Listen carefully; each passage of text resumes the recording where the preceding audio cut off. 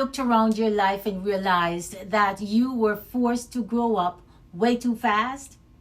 Maybe you were the eldest child who had to become a surrogate parent overnight, or the sister everyone turned to when the family structure completely collapsed. When you're forced to become the pillar of strength before you are even having gotten a chance to discover who you are, it creates a very specific kind of adult. You become the ultimate protector, the fixer, the reliable one who never breaks down. Today I want to talk about a woman whose shoulders carried my entire family, and that's my eldest sister, Margaret.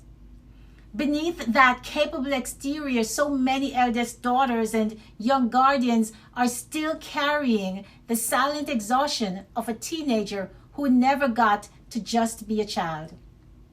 Now, if that speaks to your heart, I want to welcome you into this space today. I'm Dr. Daly. I'm an insurance agent, certified life coach, and author. My goal on this channel is simple. It's to give you practical, everyday wisdom to help you heal from past weights, rebuild your confidence, and step into your future with unshakable peace.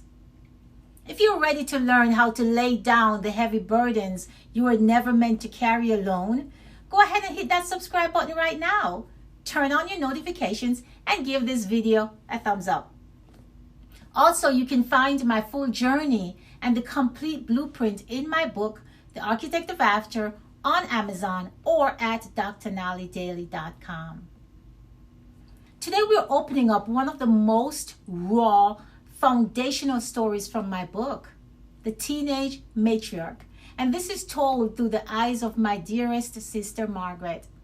So drop an emoji in the comments if you're ready to build on your own terms today. So let's dive into it. I call this the story of Margaret's sacrifice. In The Architect of After, I share the defining moment that foundationally reshaped our entire family. When our mother passed away suddenly and violently, I was just 9 years old. In an instant, the world as we knew it shattered. But while I was a little girl trying to process grief, my eldest sister Margaret, she had to step up and become the anchor. She was barely out of her own youth, yet suddenly she was stepping into the shoes of a mother for 5 younger siblings. Imagine being a young woman who has to put away her own youth, her own dreams, and her own life, to put them on hold because a household needs a matriarch to survive. Margaret became our teenage matriarch.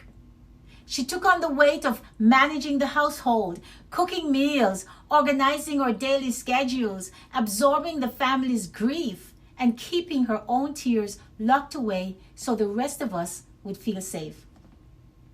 She made sure we were dressed, fed, and raised with discipline and dignity. She stepped up because the moment demanded it. But carrying a matriarchal responsibility at such a young age teaches you a heavy habit. It teaches you that your value is tied entirely to how much burden you can bear for other people without ever breaking down. Now, it took years of reflection to fully honor the weight Margaret carried and to realize that while those heavy seasons forged our family's survival, no one should have to stay trapped in the role of the endless caretaker forever. So here are 3 simple steps to unburden the eldest guardian. Step 1, separate your strength from your sacrifice. If you were the Margaret of your family, you must learn to separate your self-worth from your level of sacrifice. When you grow up early, you start believing that people only love you because of what you do for them. Because you're the strong one, you're the organizer, the solver of the problems. I want you to hear me clearly today. Your worth is inherent. You do not have to set yourself on a fire to keep everyone else warm. Learn to receive love simply for who you are, not just for what you manage. Step 2, resign from the job of fixing. Everyone else is officially giving you permission to resign from being the emotional firefighter of your family. When you've been the matriarch since youth, siblings and relatives will continue to bring you their drama, their financial messes, and their emotional crises well into adult life.